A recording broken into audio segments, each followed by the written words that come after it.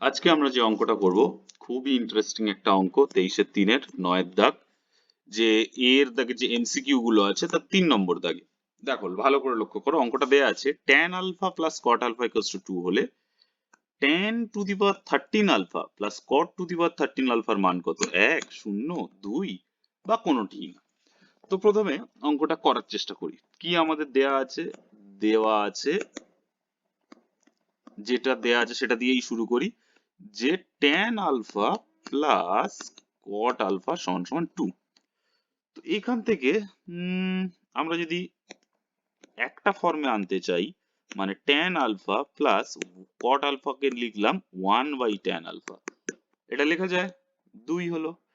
তাহলে এটাকে আরো ক্যালকুলেশন করলে এটা চলে আসে tan square alpha plus 1/tan alpha equals 2, বা এখান থেকে আর কি লিখতে পারি, tan square alpha plus 1 equals to 2tan alpha, বা এখান থেকে এটা লেখা যায় tan square alpha plus 1 minus 2tan alpha equals to 0। দেখো এইখানে একটা মজার ব্যাপার ঘটলো কিন্তু। দেখো এইটাকে যদি আমরা এরকম ভাবে ভাবি, tan স্কয়ার আলফা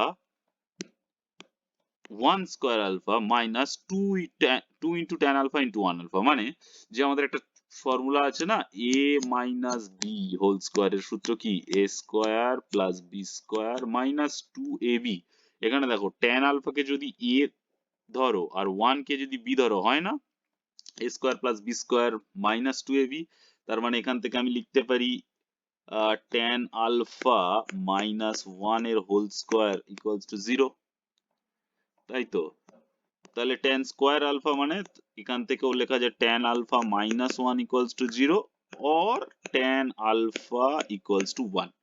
এখন tan এর মান যেহেতু পেয়ে গেছি, তাহলে cot এর মান কি হবে? তো cot alpha equals to 1/tan alpha বা 1/1 বা 1। এইটা হয়ে গেল cot এর মান। তাহলে tan এর মানও 1 বেরোলো, cot এর মানও 1 বেরোলো। এবারে দেখি আমাদের অঙ্কটাকে হ্যান্ডেল করা যাক।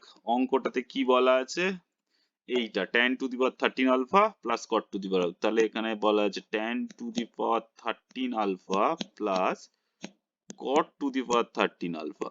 তো আমরা tan আলফার মান জানি কি 1, তাহলে 1 two the power 13 plus 1 cot এরও মান 1, 1 টু দি পাওয়ার 13, মানে 1 প্লাস 1 সমান সমান 2। তার মানে কি এই সি এর 2 নম্বর দাগের অঙ্কটি উত্তরটি আসলে সত্য।